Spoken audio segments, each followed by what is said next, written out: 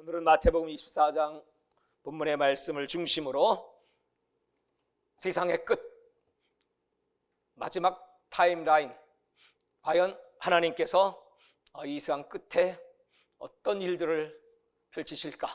지금 되어지고 있는 이 세상의 모든 일들은 과연 성경에 어디에 기록된 말씀들이고 그리고 어떻게 앞으로 펼쳐질까 하는 것에 대한 말씀을 좀 나누도록 하겠습니다.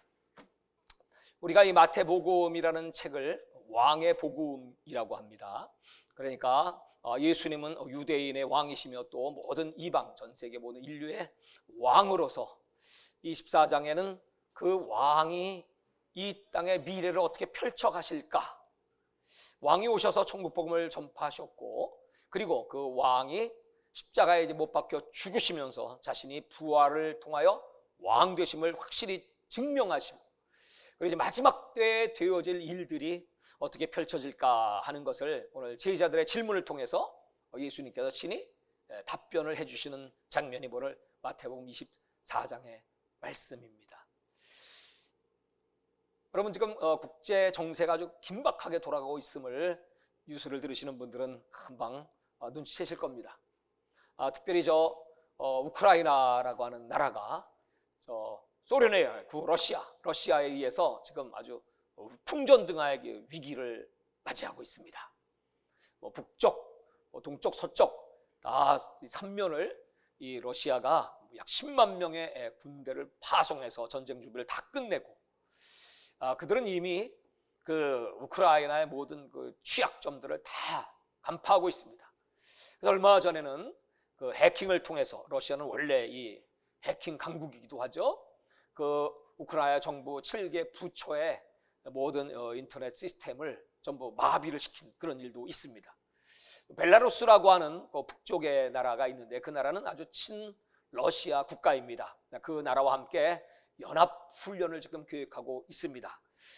그 침공을 하고자 하는 이유가 뭐냐 하면 바로 나토라고 하는 이 북대서양 조약 기구가 우크라이나에 핵기지를 건설한다든지 거기 이제 무기를 집결시키면 바로 러시아가 위협을 당하기 때문에 자신들의 그 안보 차원에서 우리가 이 우크라이나를 제압하지만 안 된다, 이런 명분을 가지고 그렇게 그 일을 하고 있습니다. 그러나 이제 실상은 그 푸틴이라고 하는 자가 자신의 그 전제주의 국가, 자신의 왕국을 더 크게 확장하기 위한 어떤 야심이 가득 찬 것이죠.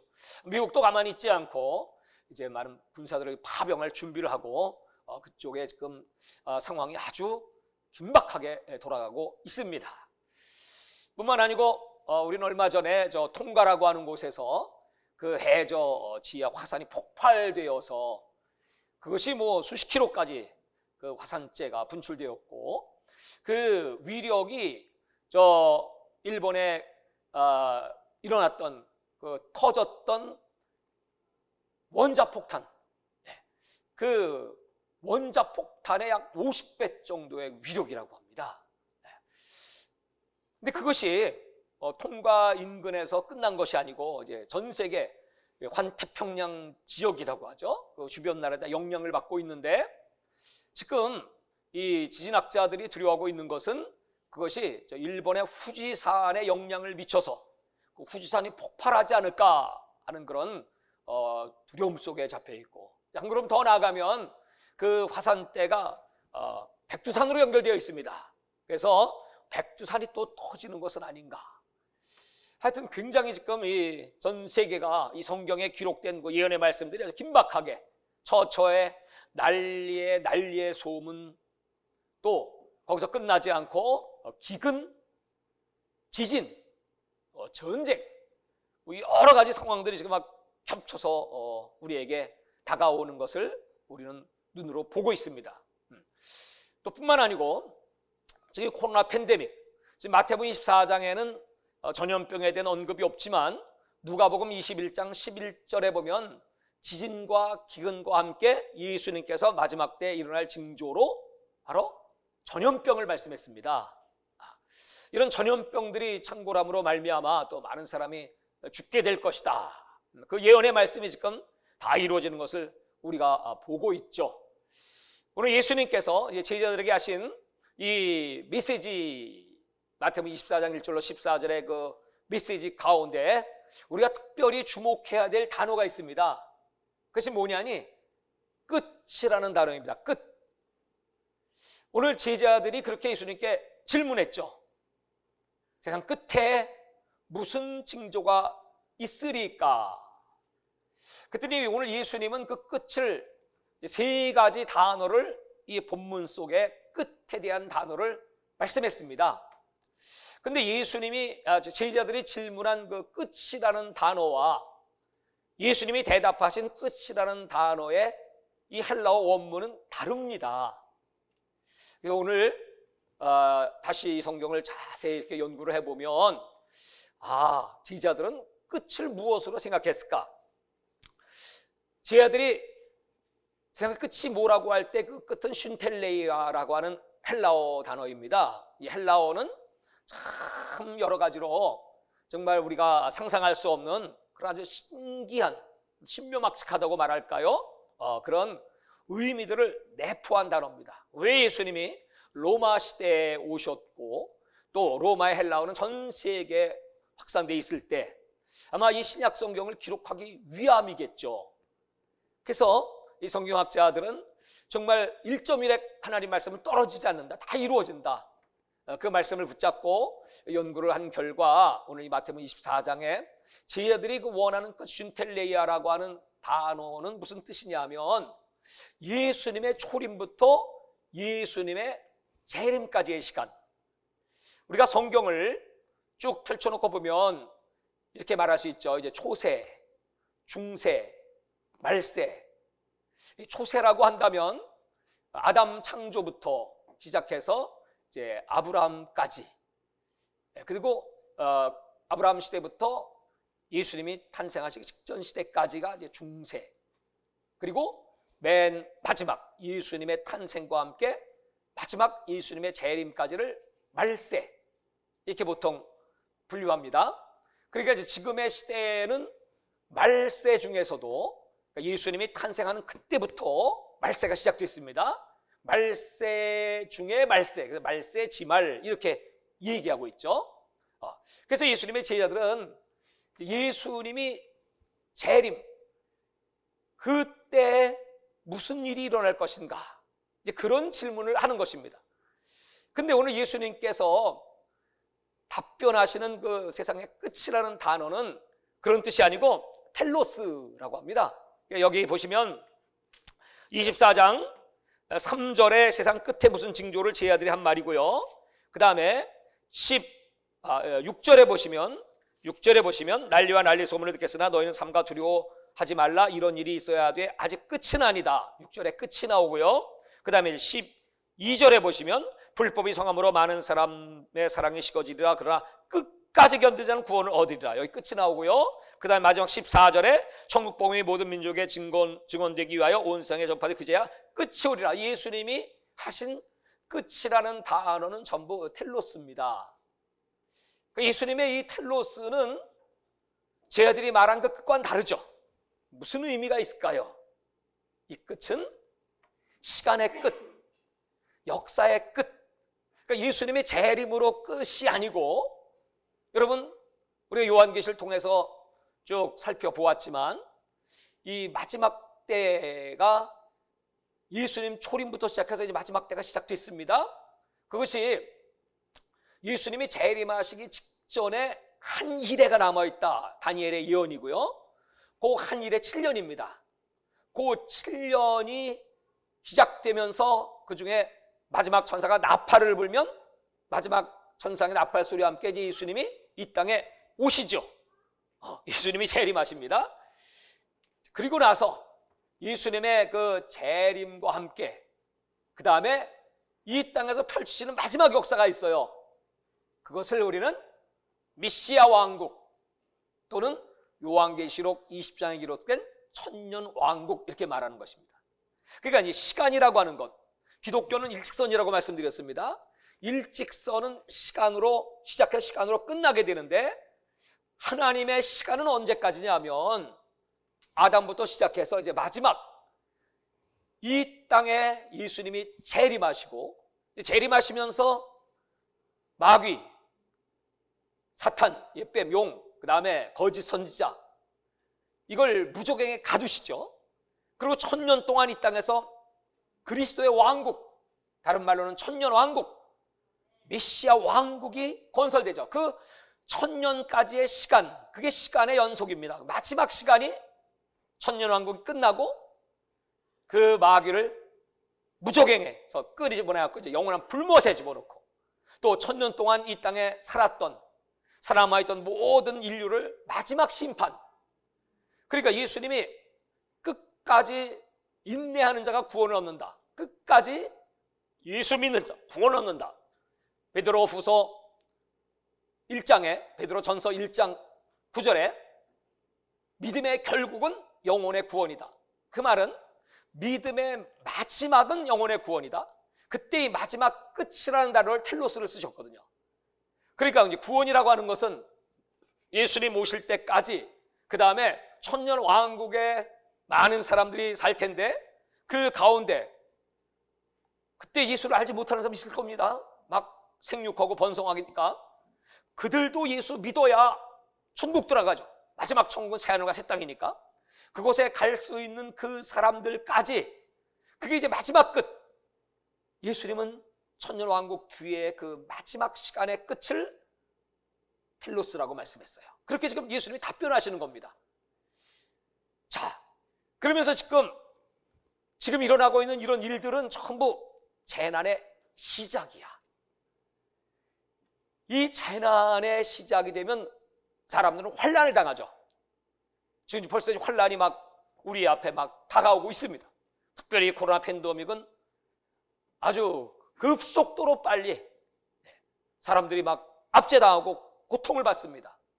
물론 저 공산권에 또는 저 이슬람권이든지 뭐 이런 지역에 있는 사람들은 그런 정사와 권세에 의해서 환난을 당하고 있지만, 민주 자유사회의 모든 시민들도 이제 자유를 다 박탈당해버리고 말았어요. 흔히 말하기를 이러다가 이제 끝나고 말겠지, 그리고 또 정상으로 돌아가겠지, 이런 희망을 갖고 있습니다만, 희망은 좋은 것이지만 그러나 이것은 그냥 우연한 것이 아니고 계획된, 사탄도 계획하는 놈이고요, 하나님도 이 세계 역사를 계획 속에 운행하고 섭리하시죠. 그 계획 속에 있다는 사실입니다. 그래서 이제 이 마지막 때 이 모든 일들이 쫙 이렇게 진행되는 과정에 당하는 그 환란, 이 환란을 또 이 헬라어 원문을 보면 이게 또 두 가지 단어입니다. 참 신기하죠. 우리 말로는 그냥 환란입니다. 첫 번째, 지금 이런 시대 속에서 일어나고 있는 이런 환란들을 헬라어는 오딘이라고 표현합니다. 오딘. 또 하나의 환란이 있어요. 그건 진짜 무서운, 창세에 이유 없었던 전무후무한 환란. 그것을 우리는 7년 시대에 들어가면 마지막 후 3년반에서 나타나게 될 대접의 심판 속에 받는 환란, 그 환란을 들립시스라고 합니다. 똑같은 환란인데 표현이 달라요. 들립시스는 뭐냐 하면, 그것은 지금의 환란은 외부적인 뭐 이런 기후재앙이라든지 또 전쟁이라든지 뭐 이런 거짓 선지자들의 등장이라든지 또는 불법이 성행해지는 일이라든지 이런 일들 속에 이제 막 고통을 당하고, 그렇지만 마지막 때 환란, 이 환란은, 들립시스는 육체 속에 가해지는 환란입니다. 그럼 여러분 딱 떠오르는 게 있죠?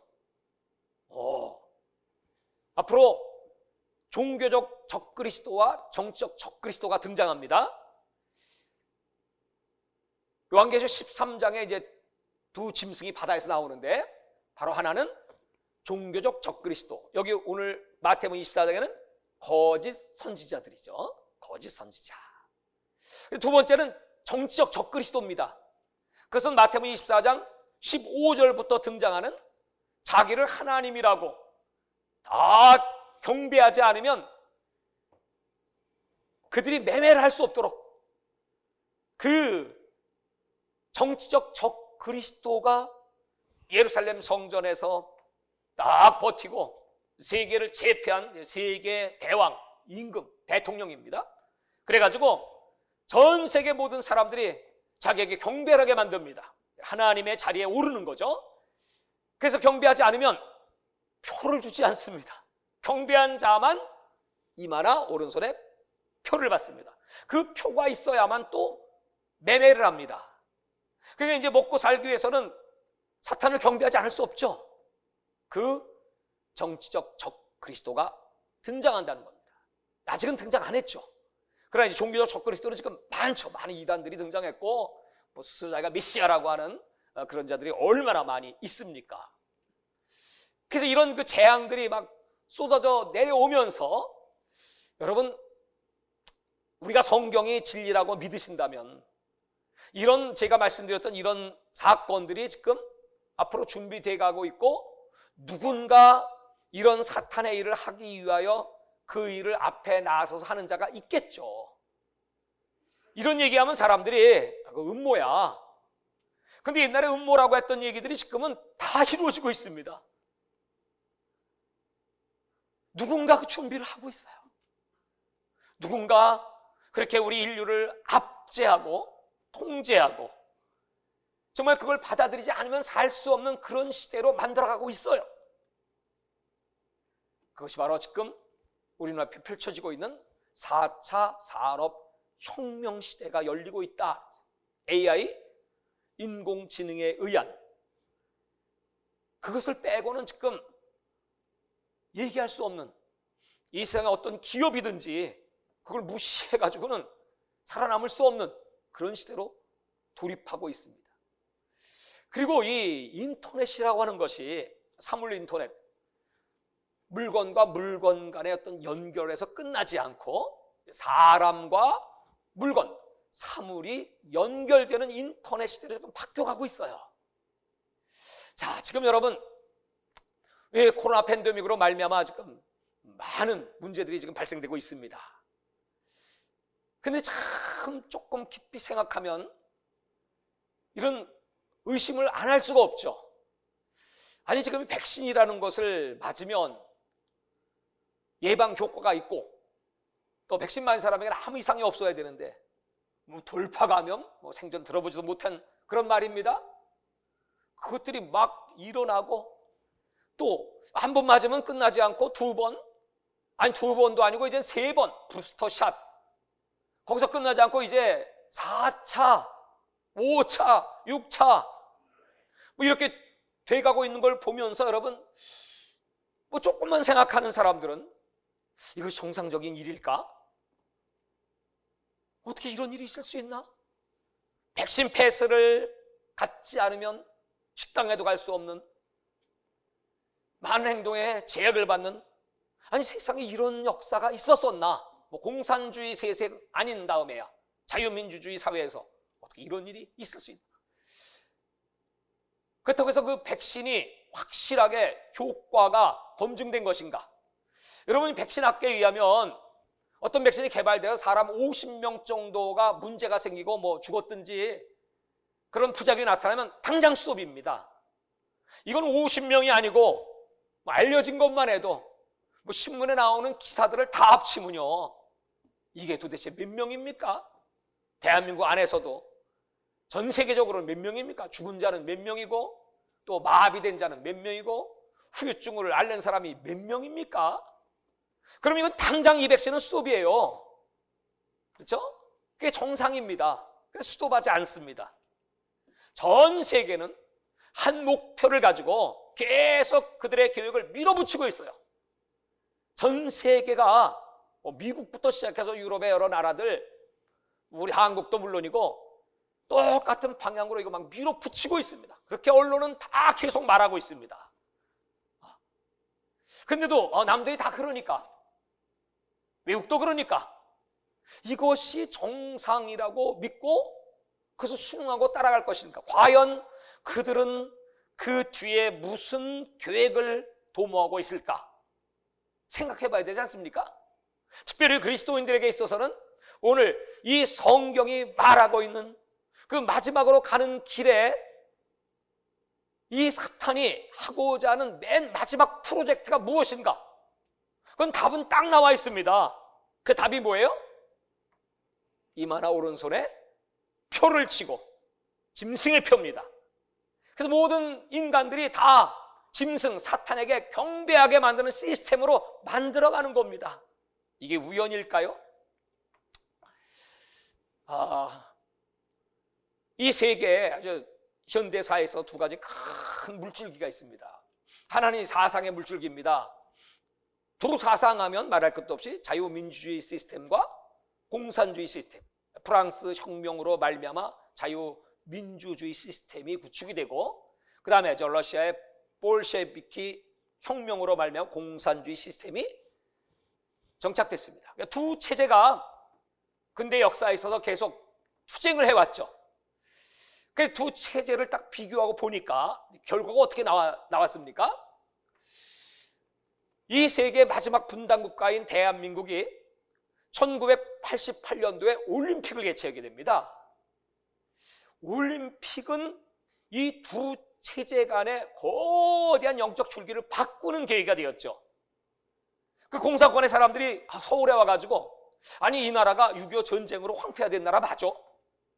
아니 그 짧은 시간에 강하게 기적을 이루고 경제 선진국으로 발돋움하고 올림픽까지 개최하고 하는 모습을 보면서 제일 충격을 받은 사람이 누구일까요? 공산주의자들이죠. 그리고 나서 그 다음에 동독과 서독이 통일이 돼버립니다. 베를린 장벽이 붕괴돼 버리고 맙니다. 야, 공산주의는 완전히 실패한 그런 사상이다. 그래서 이제 자유민주주의가 승리를 하게 되었죠. 근데 두 번째, 이건 이제 현재 일어나고 있는 일입니다. 그것이 무엇입니까? 그것은 AI 인공지능 또는 4차 산업혁명, 이런 걸로 이제 대변되는 디지털 사회, 디지털 전체주의, 이 거대한 파도가 밀려오고 있는 거예요. 디지털 전체주의. 자, 지금 이 세상의 패권을 쥐고 있는 그 경제 패권 또는 정치 권력 패권, 이런 걸 쥐고 있는 그 소수의 엘리트들에게 있어서 제일 관심이 무엇일까요? 아니, 모든 인간에게 제일 관심이 무엇일까요? 이렇게 과학이 발달되고 의료 시스템이 발달되면 인간에게서 제일 추구하는 소망, 희망이 있다면 무엇일까요? 죽지 않는 거. 이렇게 돈도 많고 세상 살기가 좋고 과학이 발달되고 정말 인류는 지금 최고의 번성기를 누리고 있는데, 아니 젊은 나이에 뭐 70, 80 죽는다고 생각하면 여러분 얼마나 허무합니까? WEF라는 단체가 있습니다. 세계 경제 포럼입니다. 크라우스 슈밥이라고 하는 사람이 있습니다. 그 사람 회장입니다. 이 사람이 Great Reset이라는 것을 발표했습니다. 그 WEF에는 전 세계 최고의 엘리트 기업, 정치인들, 은행가, 패권을 잡은 자들이 모이는 단체입니다. 그가 추구하는 것은 뭐냐면 위대한 재설정이다. 그 재설정의 타이틀, 명분이 뭐겠습니까? 그는 이런 얘기를 했습니다. 신이 우리 인간을 만들었는데 신이 만든 인간은 부족함이 많다. 그 말은 뭐냐면, 아니 이게 좋은 세상 놔두고 나이 들어 늙어 병들어 죽게 되니, 그러므로 그 신이 이르지 못하는 영역, 그 영역이 무엇입니까? 우리 인간의 기계를 도입해서 지금 초고속도로 발달되고 있는 그런 인간의 과학 문명을 우리 인간 속에 결합을 해서 결코 죽지 않는 인간, 불로장생의 인간, 영혼까지는 아니어도 100년 정도가 아닌 최하 500년, 또 러시아의 어떤 연구기관에서는 만 살. 저 미국의 실리콘밸리의 그 재벌들, 그 엘리트들은 지금 그런데 굉장히 관심이 많답니다. 전 세계적으로. 그래서 이 과학 문명이 어떻게 발달되나, 그것이 바로 우리 인간 속에다가 인터넷을 집어넣는 것입니다. 그 이름을 나노칩이라고 합니다. 나노칩. 그 사람 속에 들어와서 사람의 모든 기능들을 다 꿰뚫어보고 또 진단하고, 그래서 이 중앙에 외부의 서버에 연결이 되면 그 사람의 모든 혈액 또는 간이든 폐든 모든 인체 기능의 모든 작동되는 모든 순간순간들을 전부 보고를 합니다. 그래서 이건 앞으로 의료 체계에 아주 혁신적인 역사를 이룰 것이고, 암을 치료하는 것은 물론이고 더 무서운 것은 여러분 유전자를 변형시킨다는 겁니다. 유전자 변형. 어디서 많이 들어봤죠? 네. 그것은 우리 유전자의 염색체가 유전에 의해서 시간이 지나가면 노화되고 그리고 수명이 다한다.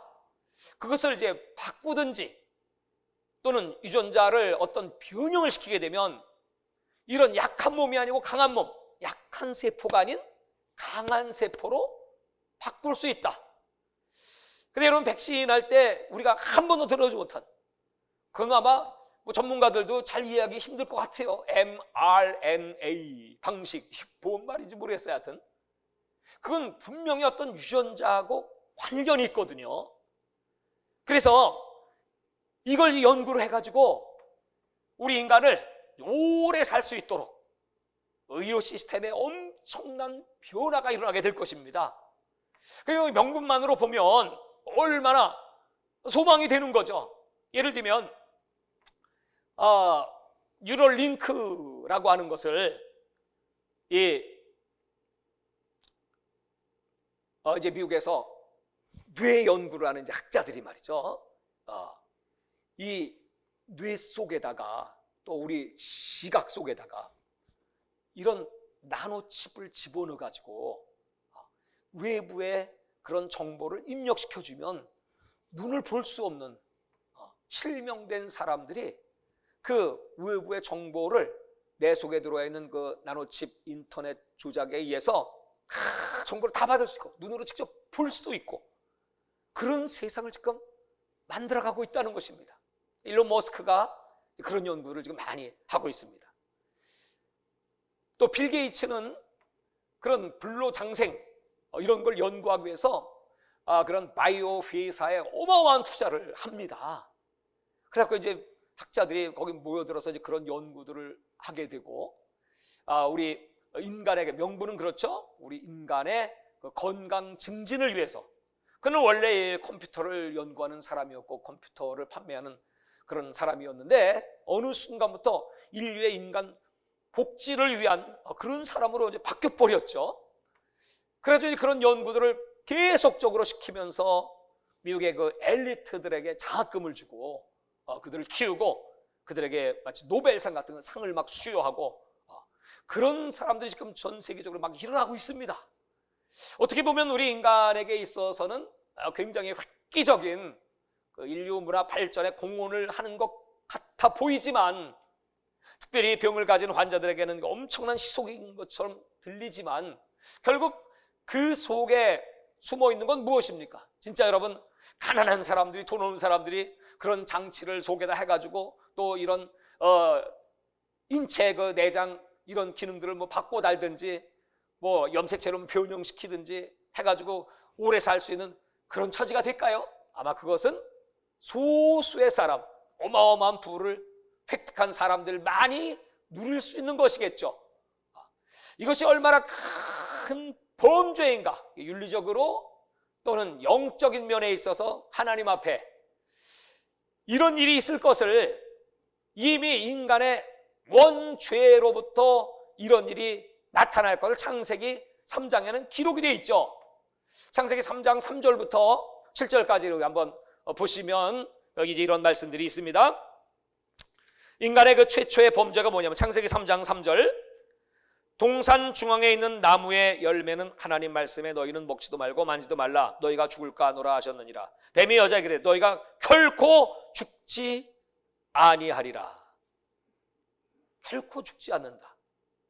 그러니까 하나님이 그만 과실을 먹어도 된다. 5절입니다.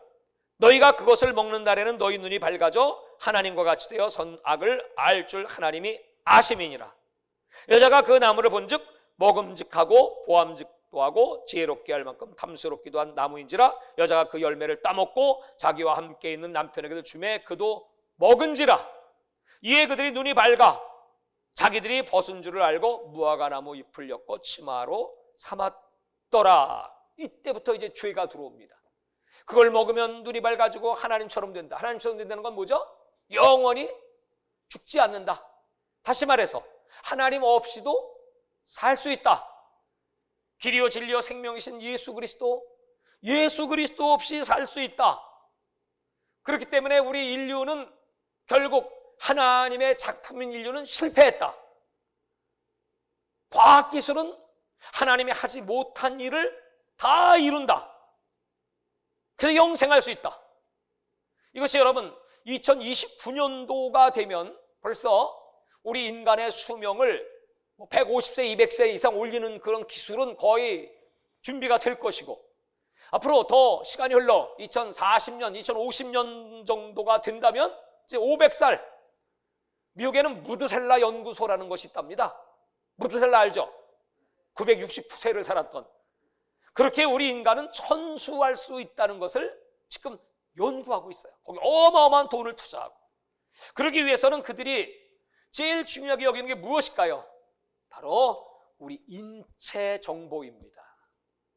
인체의 DNA가 어떤 반응을 보이는가, 어떻게 이 인간의 염색체를 바꿔가지고 그런 불로장생의 육체로 만들어갈 수 있을까? 그 연구를 지금 그러니까 여러분 이 코로나 팬데믹이라고 하는 것은 검증되지 않은 그런 백신을 통하여 얼마나 연구하기 좋은 대상들입니다. 그러니까 여러분 지구는 지금 이 세계는 거대한 실험장과 같다는 거예요. 실험장과 같다. 아무도 보장해 주지도 않고 후유증에 대하여 사망했다고 보상해 줍니까? 이 인과 불명입니다. 인과성 없습니다. 그럼 그때 끝나는 겁니다. 그렇게 계획을 했으니까요. 그 백신 파는 사람들하고 아무도 말 안 해요. 그게 옳은 줄 알아. 여러분, 이런 세상 속에 지금 우리가 살고 있어요. 하나님께 도전하는 세력들, 아니 그런 세력이 없다면 성경이 안 맞는 거지. 적그리스도가 결국 그렇게 해서 모든 인간들을 인터넷을 몸속에 집어넣고 그걸로 서로 무선을 하고 정보를 공유하고 그래서 통제를 받을 수밖에 없는, 정말 적그리스도 그를 하나님처럼 섬기지 않으면 안 되는 그런 무서운 시대로 지금 가고 있는 그런 과정에 인류가 지금 서 있습니다. 이게 성경입니다. 성경이 우리에게 가르쳐주는. 그래서 오늘 예수님은 마태복음 24장에 이런 말씀을 쭉 하시면서 말이죠, 천국복음이 전파되면 끝이 온다. 지금 이런 일이 있어도 이건 우리가 두려워할 건 아닙니다. 두려워하지 마라. 이건 재난의 시작일 뿐이다. 진짜 우리가 두려워할 것은 하나님 믿지 않는 거 두려워해야 되고, 또 하나님 말씀대로 살지 않는 걸 두려워해야 되는 거지, 사탄이 무슨 일을 하든지 이건 우리가 절대 두려워할 일이 아니야. 이건 예수님이 오시는 길이 준비될 뿐이야. 그러면서 그 이후로 이스라엘에 대한 징조는 두 가지가 있다고 그랬습니다. 일반 징조와 특별 징조. 일반 징조는 지금 1절부터 14절까지 이루어지고 있는 이런 내용들이 일반 징조입니다. 일반 징조는 특징이 뭐냐면 반복적입니다. 그리고 강도가 점점 강력해집니다. 이게 특징입니다. 근데 24장 32절 후반부로 넘어가기 시작하면 이제 특별 징조를 얘기하는 그게 이제 이스라엘 무화과 나무의 비유를 통하여, 그건 단회적입니다. 이스라엘의 독립과 또 이스라엘에 터진 알리아들, 그들이 다 고토로 돌아오는 것과 거기 제3성전이 세워지는 것과 적그리스도가 등장하는 것과 뭐 이런 일들입니다. 이런 일들, 일반 징조와 특별 징조가 다 이루어지는 걸 보면서 예수님께서 무슨 말씀을 하시죠? 휴고를 말씀하시죠. 두 사람이 밭에 있다가 두 사람이 매를 갈다가 한 사람은 데려가고 한 사람은 버려둠을 당할 것이다. 이 말씀을 하시고 나서 무슨 말씀이에요? 결론을 어떻게 내리시죠? 마태복음 24장에 그러므로 깨어있으라. 그날과 그 시는 아무도 알 수 없다 하면서 지혜롭고 충성된 종이 되어 때를 따라 양식을 나눌 자, 생명의 양식입니다. 생명의 양식을 나눌 자가 누구냐? 결국 여러분, 이 메시지의 결론은 뭐냐면 예수님이 재림하신다. 끝이 오고 있다. 그 텔로스의 끝, 마지막 끝이 오고 제자들이 말하는 그 끝보다 이 마지막 천년 왕까지 이르는 그 거대한 시각을 가지고 역사를 바라보고 우리 주님께서 마지막 이 시험, 왜요? 창세기 3장에 에덴 동산을 통과하지 못한 시험이잖아요. 우리 인간이 패배한 시험이잖아요. 하나님처럼 되고 싶은 그런 유혹을 받아서 선악과를 따먹은 시험. 하나님은 이 마지막 시험을 한번 더 하십니다. 패배한 아담의 후예들아, 이제 너희들이 매매를 못하는 한이 있다고 할지라도 끝까지 하나님을 의지하고 그 하나님을 경배하고 너희 인내로 믿음을 지키겠느냐? 인내하는 자가 구원을 얻으리라.